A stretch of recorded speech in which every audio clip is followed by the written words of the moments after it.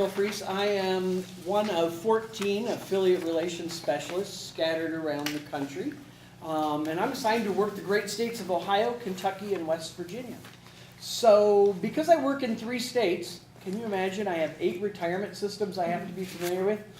To be sure that I'm like on target with accuracy for STRS Ohio, I have these notes. But don't take this as a sign that I don't know my stuff. I just occasionally have to make sure what state I'm in. Also, I won't have any answers for you tonight. So if you came expecting all the answers, I'm gonna disappoint you. I'm so sorry. But it's just that I've come to realize that there's so much around retirement that we don't know. That my goal with this presentation is to help you identify those questions that you'll need to seek answers to as you move towards this next phase of life.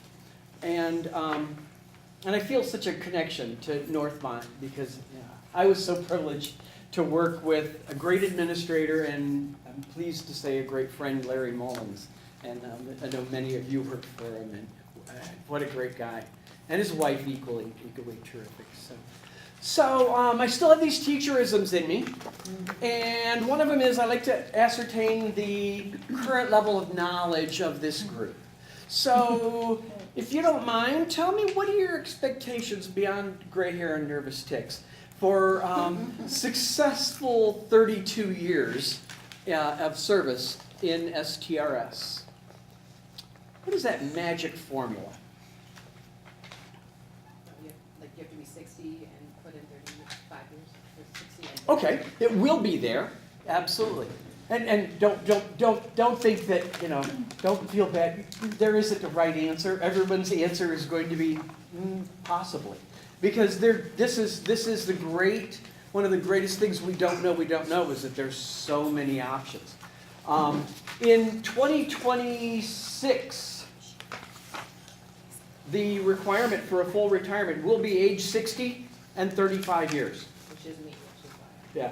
Yeah, and that's what we've all feared. And trust me, that's what I'm in trouble for at home because my spouse is continuing to chase that ever-changing number of years. Now, an interesting thing about age 60 and 35 years. Do the math. How many of us started at 22? Okay, age 60 would give us 38 years. Yeah, that's what My God, look what 13 did. Are you kidding me? What? Who in the right mind would want me in their classroom after 38 years? I mean, this is insane. Now, on the positive side, because I taught special ed, so I always try to find that golden nugget, that silver lining, that 38 years will give us close to what we once would have received for 35 years in terms of a pension. 38 years would or could give us almost 30 or 84% of our final average salary. So the poor side of that little drama or part of our structured conversation is that there's just so much we don't know. The magic formula for retirement going forward is 2.2% of our final average salary times the number of years of service that we have. Final average salary is the average of your highest 5 years of service, which excludes now supplemental contract pay. Unless it's part and parcel of your job assignment, like if you're a counselor and you have 4 weeks extended time or something.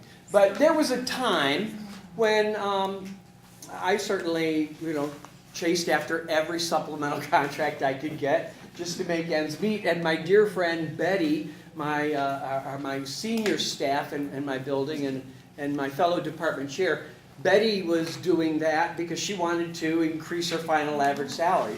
We took recess. We would fight each other for recess duty.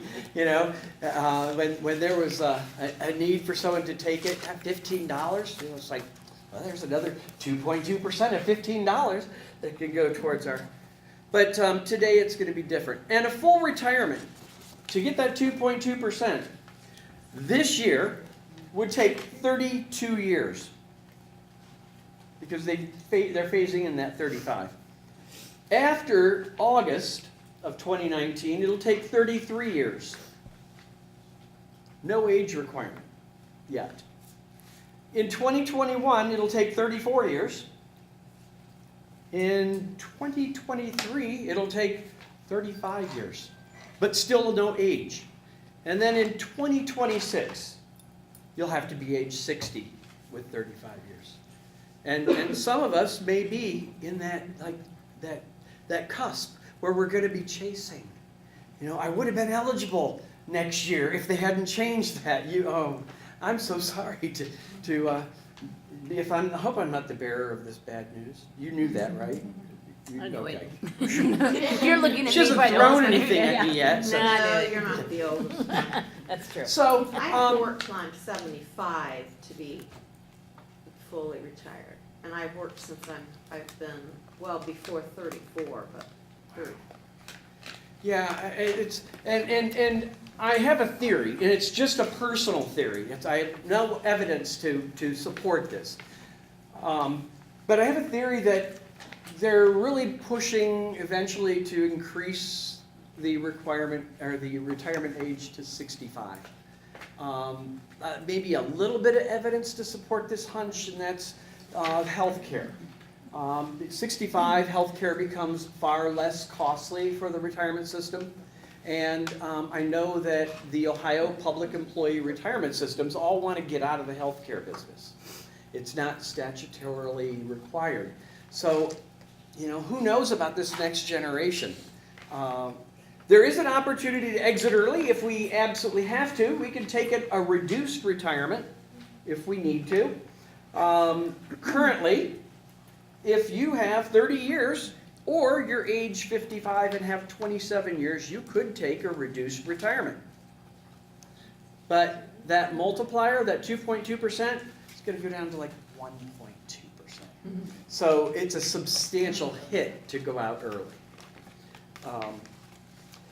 Oh yes, and let's make it a little bit worse. Unfortunately, the retirement system passed, or the legislature passed a bill that has eliminated our cost of living allowance. So, well, it's not quite accurate. To be 100% accurate, in 2022 there will be an actuarial assessment of the impact of a COLA on the retirement system going forward. And if it's a negligible impact, they may have some cost of living adjustment. But for all intents and purposes, let's be real, it's probably not going to happen, or it'll be negligible. Yeah. So, as of when did it stop? If I'm retiring next year, am I going to get the cost of living increase? Yeah. So it's already stopped. Yes. Yeah.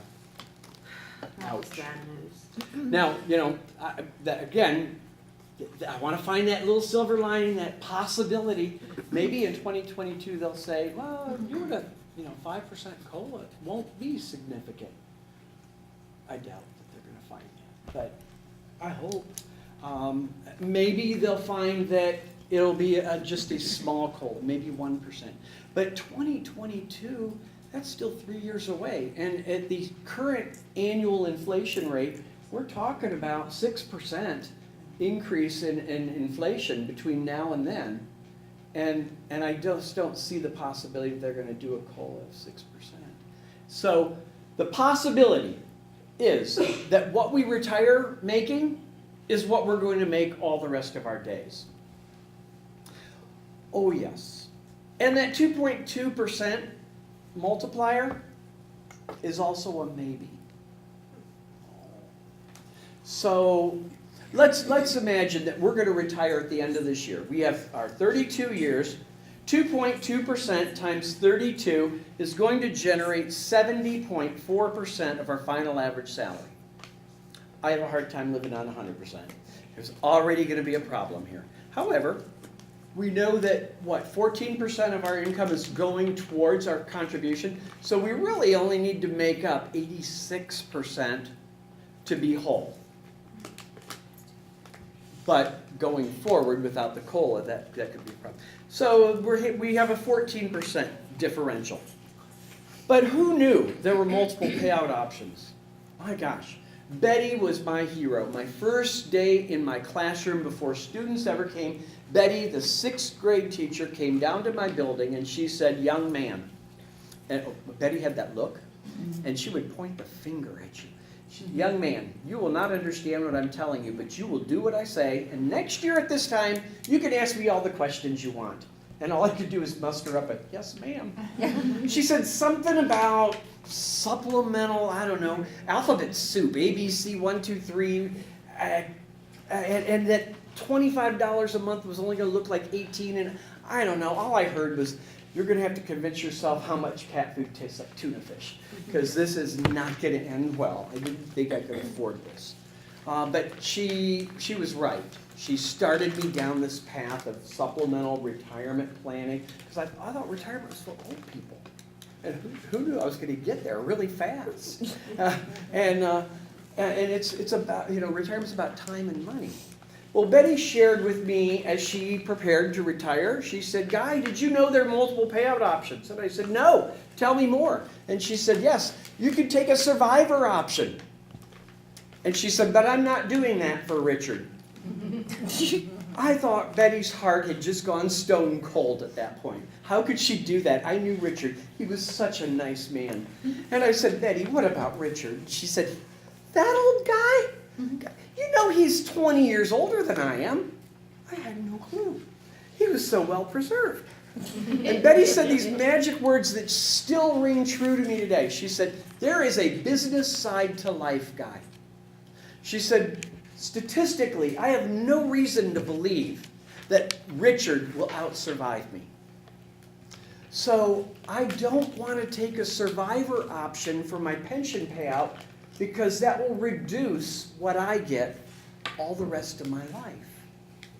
Then she said, but I have been wrong occasionally, so I'm going to protect him by buying a life insurance policy. She went outside of the parameters of STRS, but protected him with a scheme they call pension maximization. A scheme, not a bad word, but a strategy, perhaps, if less charged word. So she bought a big life insurance policy on herself, so that she predeceased him, he would have that to offset the income loss that they had as a family. And a few years ago when Betty turned 80 and I celebrated her birthday with her, she said, do you remember all those great times? And I said, oh yeah, I use them. They're great stories, Betty. And she said, do you realize how I would have disadvantaged myself taking a survivor option? Because Richard died 3 years into retirement. It was a terrible tragedy. But she said, look, I've canceled that life insurance policy now. I am getting the most I can get from my retirement, and I'm paying out so little because that was a pretty hefty premium. Now, she could have gone within the confines of our state retirement system and chosen a survivor option. And there are multiple options. You could leave a survivor with 100% of what you're drawing. Now, I don't want to do that. Not that I don't care, but I don't want to make them any more attractive to the next honey. They're going to marry for the good looks and mind, not the money. And if I'm not in that equation in the outflow of the family's cash, they don't need 100%, right? Maybe I'm going to leave them 50%. Maybe I'm going to leave them $50, which isn't really as unkind as it sounds. $50 is a magic number. That is the least amount we can provide as a survivor benefit if we want our survivor or our dependent to have health care available through our retirement system. So $50 is really a sign that I love you. But there are also other options that Betty could have used. There's something called Life Certain, and there's multiple options with Life Certain. You choose a period of time where you want to protect a dependent in the event that you predecease them.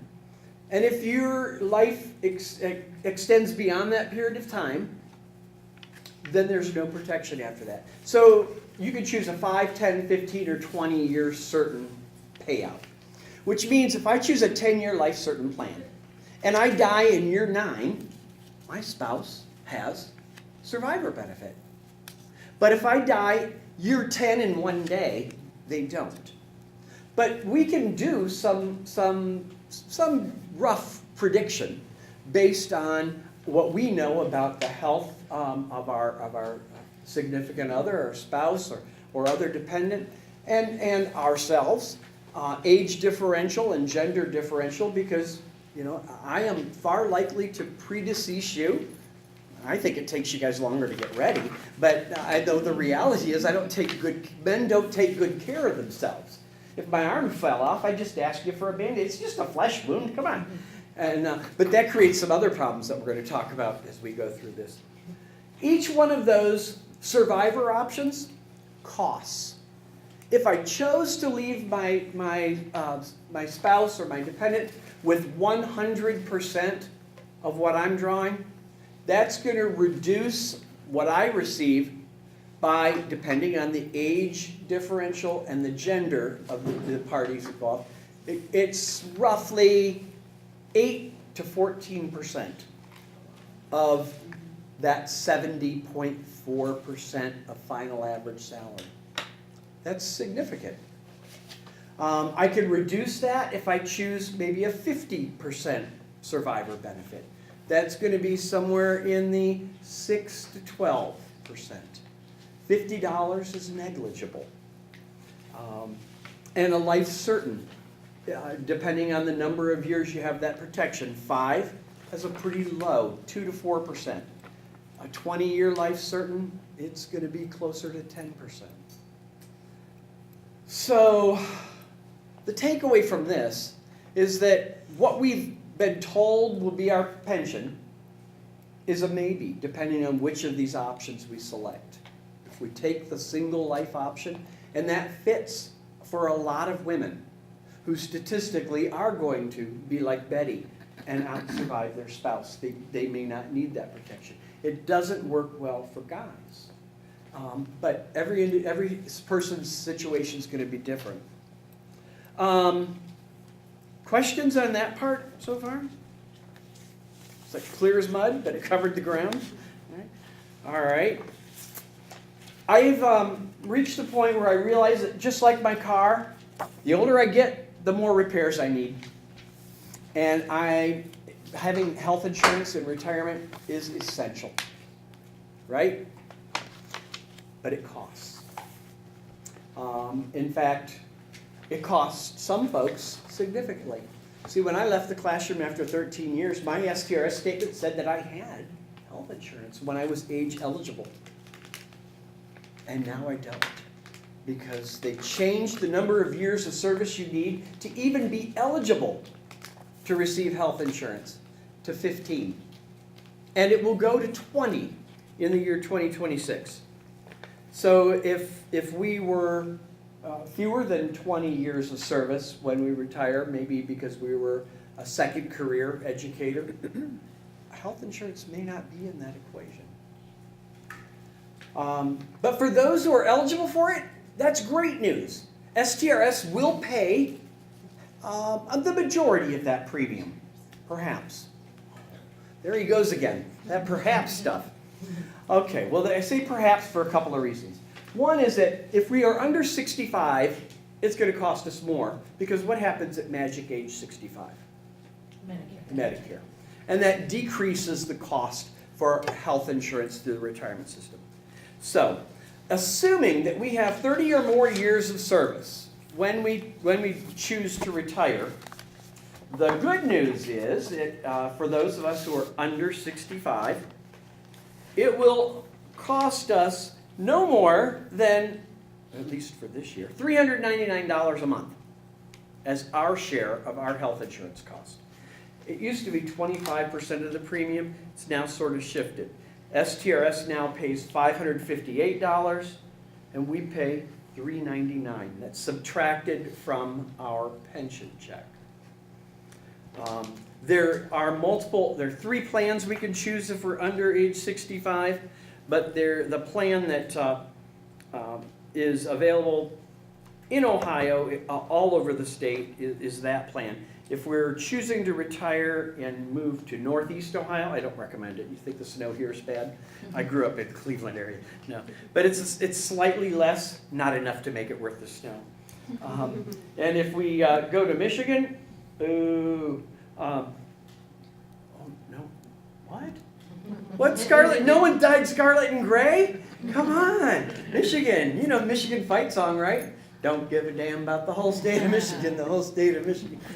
So, because I'm from Ohio. Yeah, they didn't think it was funny when I did that at a Michigan event. I thought it was.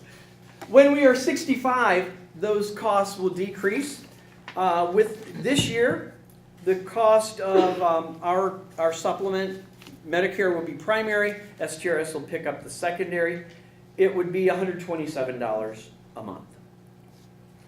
If we were to retire in Northeast Ohio, it could be as high as $258. They have a fourth option in retirement with a plan called Alt Care. But that's, yeah. So it would be, we'd have Medicare and then 127 we pay a month. Yes, and that would be for your supplement. Well, it's not really a med supplement, it's a secondary insurance that STRS would provide. No, wait a minute. Second insurance. Secondary. Okay. Medicare would be primary and Right, because STRS would be Medicare's- secondary. Yeah, yeah. And you would have no need for a Medicare supplement insurance plan, because this is better, what STRS provides. Okay, that confused me. That's okay. We're gonna get Medicare as primary, Uh-huh. and then we'll have STRS. Those are the only two we need, right? Right, that's what I'm saying, you wouldn't need to buy a Medicare, when you see those ads on TV, you can Yeah, just yeah, change the channel. Yeah, Because, from my mom, I got that. yeah, there we go. Okay, so then, is that, one of these covered drugs as well as health needs, correct?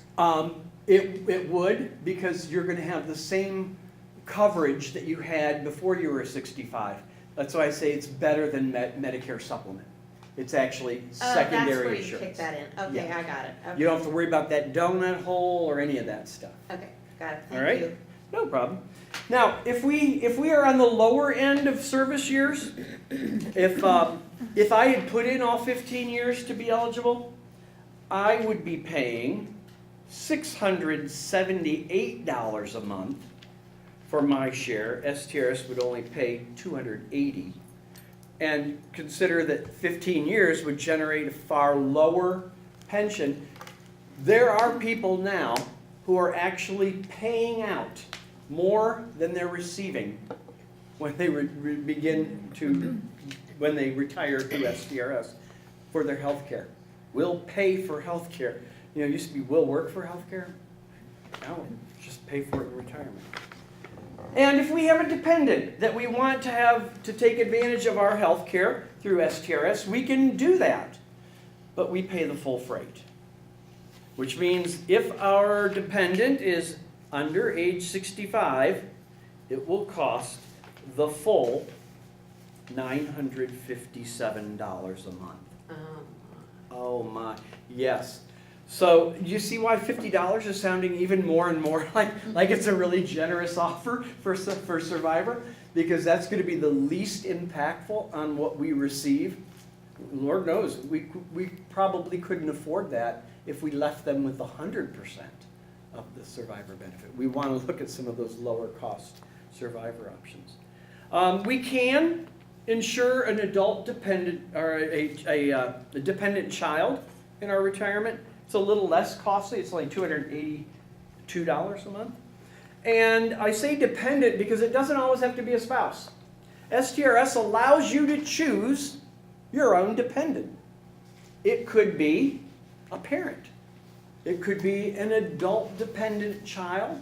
It could be an adult dependent sibling.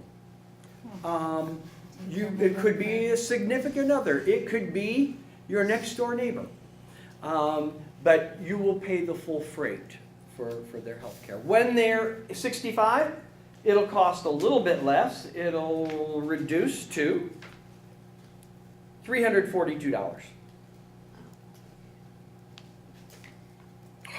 Who knew? All right, one more bit of bad news before I'll find the next silver lining. How many folks have done some work in private sector, whether it was before, concurrent, or after, maybe planning to do something after, okay? And how many folks have enough orders in Social Security to one day get a benefit from Social Security? Yeah, well, first of all, I asked that question really for a specific reason. Forget 40 quarters. Forget it. It doesn't count for us. New definition to replace that, or new phrase. Years of substantial earnings. Okay. Now, it's important. Here's what happened. 1983. Whole different time in our evolution. We had no women in the U.S. Senate. No humanizing there. We had very few representatives, few congresswomen. And I think I say that for a reason. They passed some legislation that, whether by design or by coincidence, impacts women far more significantly than men. And I don't know, I want to think good things. I want to think that they could not have possibly, in good conscience, passed this legislation knowing that. And I think that if women had had their rightful place in our government, that it would never have happened. But it did.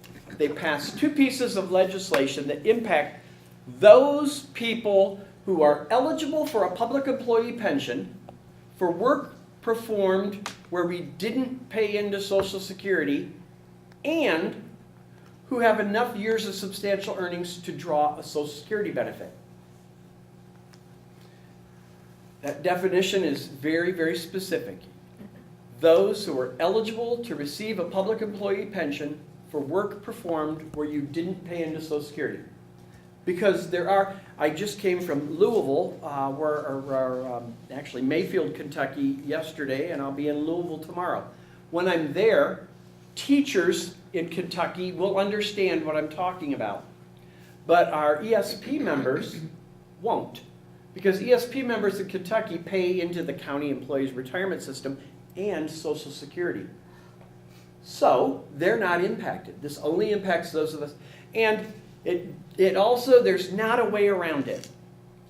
Unless we have fewer than 10 years of service and wish to leave service before that 10th year when we're vested with our pension. But most of us are probably beyond that, right? So we're stuck. Withdrawing our STRS as a lump sum doesn't make us ineligible to have received that pension. No matter what a financial advisor tells you, and I'm not licensed to do any financial advice, so I have no dog in this fight, so to speak. They will tell you sometimes, oh, sure, give it to me. It'll help you. It'll allow you to draw all of your Social Security. It won't. It won't. So what it does is, first it adds this definition, or this new condition, years of substantial earnings, and I believe I put in your packet a piece that says the windfall elimination provision. I hope I did. It's pink. Oh, thank you. Well, I can't guarantee they're all pink because I actually ran out of some colored paper and I was printing up a bunch of these packets. So it's the one that says windfall elimination provision. And here's what it does.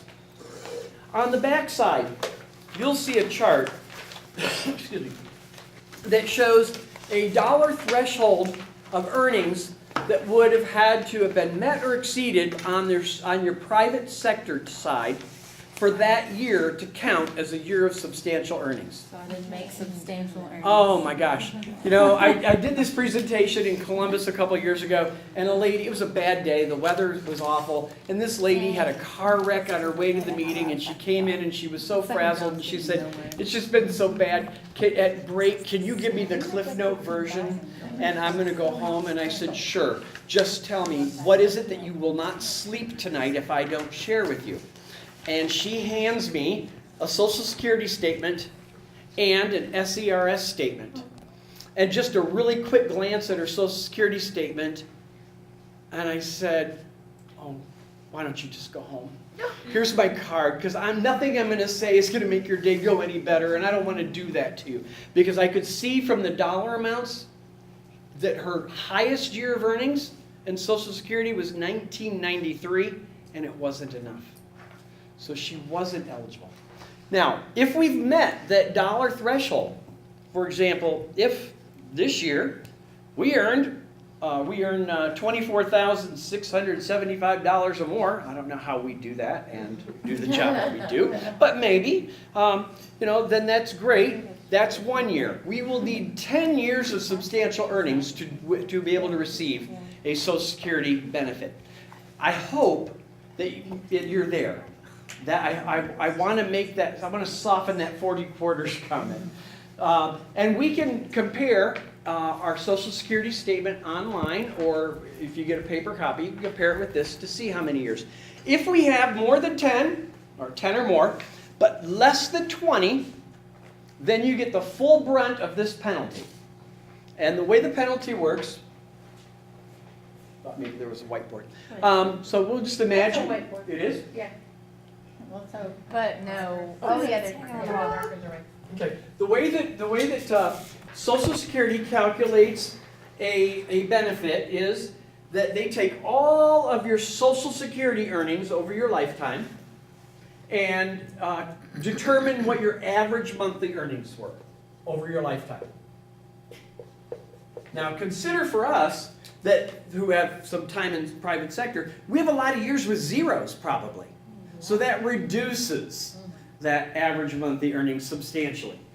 But then they take the first $926 of average monthly earnings, and that gets multiplied by 90% for other folks. For folks who do less significant work than you do, but don't pay into it. So they get 90% of that. They get 32% of the next, this amount, I guess 400 or 4,000, basically 4,600 roughly. Gets multiplied by 32%, and anything more than 5,583 gets multiplied by 15%. Now, these multipliers stay the same for us, but realistically, how many of us were going to be able to have had average monthly earnings in excess? So this is where we're generally going to be at. And if we have 20 or fewer, this goes down to 40%. So, trying to find that, silver lining. For those of us who are eligible, the most that this provision will impact us is going to be $450 plus or minus a little bit. Half of $496. The difference between 40% and 50%, right? If we have more than 20 years, every year beyond 20, this gets increased by 5%. So if I have 22 years, then this is going to go to 50%. If I have 30 years, it's phased out. It's going to be multiplied by 90%. That's dreadful. So for most of us, we're not going to receive a Social Security pension. And I'm okay with that if they just refunded my FICA contributions. I mean, let's think about it. If this were any other arena, we'd say that's theft by deception. You took a contribution. You took my FICA in exchange for something I'll never get. That's just so unfair. And it gets worse. They passed a second piece of legislation called the Government Pension Offset. Now, I grew up on a farm, and I knew as a kid you never name the calf because you don't slaughter a calf, it becomes a pet, right? So when I talk to people, or legislators especially, I name this provision. And it's Donna McKinney, my mother. When my mother was age eligible to receive my father's Social Security because he predeceased her, she started drawing it.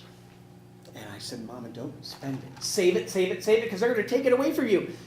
She just wouldn't believe me. I was not that disingenuous to her when I was a kid, but she wouldn't believe me because she didn't think Congress could be that cruel.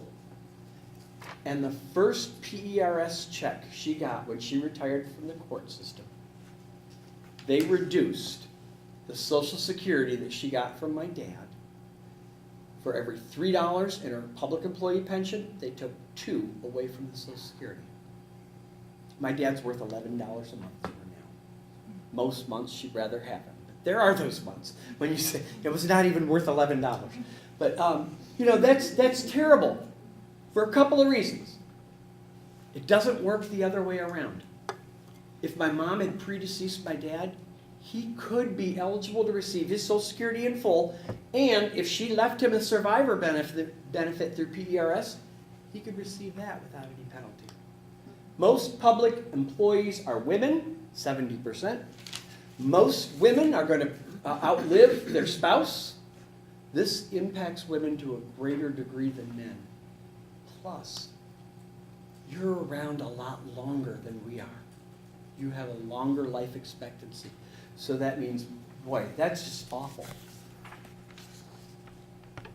I don't know how to make it better, except to say that since 1983, it's been our #1 priority at NEA. A couple of years ago, because we've been not successful in getting it repealed, we said, let's soften our position a little bit. Maybe this we have to get it repealed position isn't the right one. Maybe we'll say we want it repealed or at least reduced. So every candidate for office who's screened by OEA or by NEA is asked a series of questions, but there's one that's a game stopper if they answer it wrong. And that is, do you support repeal or reduction of the WEP and GPO? If they answer that wrong, it's over. We don't need to go to the next question. Which makes it ever so important that we understand when we see an endorsed or recommended candidate from OEA or NEA, that means that they support repeal or reduction. And I know we're multifaceted people. I am. I have lots of causes that are near and dear to me. I can't do much about them until I and my family are financially secure. I'm going to vote E every time until this is fixed, and then I'll vote all those other issues that are near and dear to me, because this is one that will impact me and my family for the rest of our days if we can't repeal it. And Senator Sherrod Brown introduced legislation to repeal this. And he's got 6 co-sponsors of the Senate resolution. And this January, a congressman from Illinois introduced legislation, House Bill 151, to repeal it. And he's got 103 co-sponsors, including 6 from Ohio. Those E candidates that I referenced, they're not D's or R's. It may be interesting for folks to note, and I lost my notes. Oh, here they are. I did that in my classroom too. I would always, tuck stuff away or wrinkle them. So when we look at who has supported this in Ohio, it includes Representative David Joyce, Bob Gibbs, Steve Stivers, all Republican, Tim Ryan, Democrat, Michael Turner, Republican, and Marcy Kaptur, Democrat. An E candidate is not a D or an R. It's an E candidate. Now, they may or may not, any of those individuals may or may not have ever gotten our recommendation, but they will be more eligible for consideration because they are supporting this. That's the one question that would be a game stopper. So we need to, what can we do about this? Well, one thing is, let's talk to those 6 who've signed on and say thank you. We forget sometimes, it's easy to lobby those people whose minds have yet to be changed, but we sometimes forget to go to those people who have been our ally and say, thanks so much. We really appreciate what you're doing, and especially in an economic environment that it may be uncomfortable for them to try and push this legislation, because it does have an impact. And there's this whole pension envy from the general public. You know, they see your retirement is something so robust. I don't get that. Why should you? Because you pay for it, for crying out loud. You pay 14% of your income into your retirement system. Why is the public surprised that it's better than Social Security, where they're paying less than 8%? I mean, come on, it just boggles the mind. I can't expect you to put a speed regulator on your Ferrari because my Yugo will only go 45 miles an hour. You get what you pay for. I have no shame in saying your retirement system's so much better than Social Security. But because of that pension envy and because it does have an economic impact, we need to make sure that we're working on those whose minds have yet to be changed and thanking those who have signed on. So, the good news is we haven't retired yet. So there's still time, because retirement's about time or money. Money not being really on our side. Let's look at the time. I was really blessed, and maybe some of you were, to have a Betty in my life who came to me and forced me into starting a supplemental retirement plan that I didn't understand my first year. Maybe we have a supplemental retirement plan, or maybe we don't. I know the default position for most human beings, if they don't understand something, is do nothing. That's why I put up with drips in the kitchen sink. The outcomes, I don't understand plumbing, and the outcomes aren't positive, I just put up with that. So sometimes that whole alphabet soup of supplemental retirement planning can be so confusing we just stop. We default to don't do anything. So I'm going to try and put a little flesh on the bones in that soup. When we talk about 403B, 401K, 457, all that stuff, all that is sections of IRS code.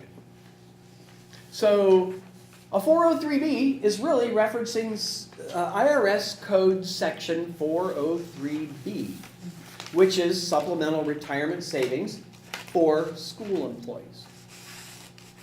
Or government employees. 457, section 457 of IRS code, supplemental retirement savings relevant to employees of not-for-profit organizations. Oh, or both. Which means we get an advantage if we can afford to. We can contribute to both plans, and we can max it out. I've only known one person all my time who's been able to do that. They married better than I did, and they contributed the full $44,000 towards it. And that's great if you can do it. Any amount is better than nothing. But then they threw in another term that makes it even more confusing, Roth. Because, you know, Betty explained to me the whole tax deferred thing, that a 403B, the contribution would go to that fund without being taxed. So $25 was what I invested. It only looked like $18 in my paycheck because I hadn't been taxed yet. I understood all that. The government threw in this Roth thing because they realized there was so much tax money out there that they could one day get because we pay tax on it when we draw it. And they wanted it. So they said, let's find a way to do that. And they said, Roth IRA, Roth 403B, Roth 401K. With a Roth in front of any of those instruments, that just means that the contribution's gone in after taxes have been assessed on it. So instead of if I had a $25 contribution, it would actually it'd be accounted for in one of two ways. It would only go into that account as about $18 because taxes be withdrawn, or it would look like they had withheld like $38 or $40 because they would take the taxes. There's some benefits, and it's a very personal decision on how much benefit goes to you personally. But there's some benefits to a Roth because we can receive that money. We've already paid tax on it. We could withdraw it anytime we need as long as we've had an account for 5 years with no penalty. Now, I'm one of those believers, retirement money's sacred money. We leave that till retirement. Don't touch it, darn it. But I also respect that I have Hindu brothers and sisters who believe the Brahma is sacred.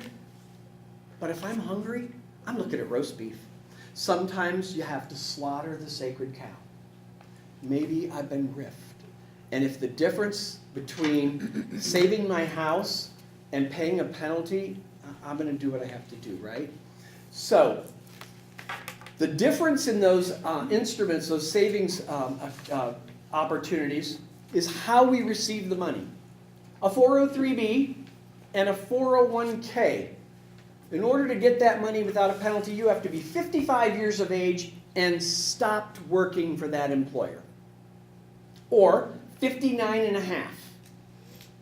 And we could keep working for that same employer if we want. Important, we do have to start taking minimum distributions by age 70 and a half. Or we pay a significant penalty.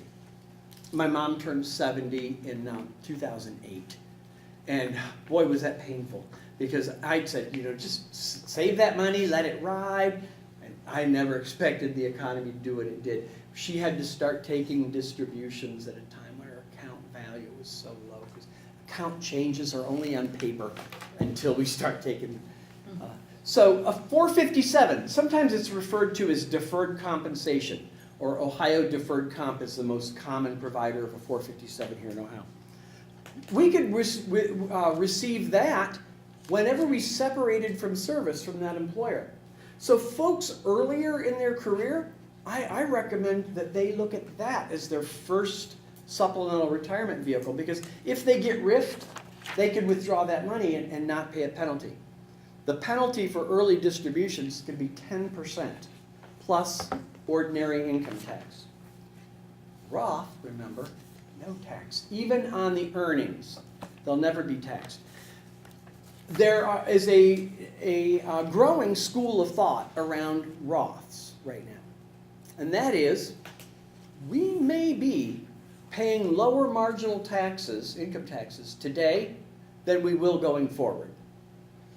I subscribe to this school of thought because we've taken tax cuts, lots of them, and that's wonderful, but our infrastructure's paying for it, right? So I don't know how long we're going to be able to enjoy this. I believe that we're going to have to pay the piper and that income taxes may well be higher when I retire. So the opportunity to pay tax at today's rate and use a Roth where I'm marked might be something that's really attractive. And teacherisms in me. You'll notice that whole section 3, is listed like I did my IEP placements. It's listed in order of least restrictive to most. So it's working from the bottom up. There are other options. We can marry better than we have. It worked great for John Kerry. Elizabeth Hines is a wonderful retirement opportunity.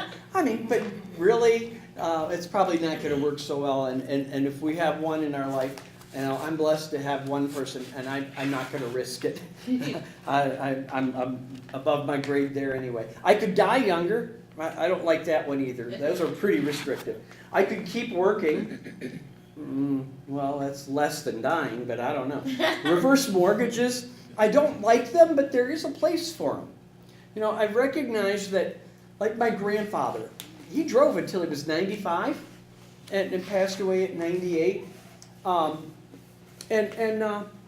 He planned for a successful retirement based on the actuarial assumptions for him at his retirement age. He outlived those expectations. And his later years might have been really bleak, except for he had a house that he'd always owned. It was the house I knew as a kid. He had bought it for next to nothing. It had increased in value. And until reverse mortgages came around, his only opportunity to tap into the equity would have been to sell it. And that would not have allowed him 98 years. So a reverse mortgage was a solution for him, where you can get a mortgage that increases every month because they give him a monthly check.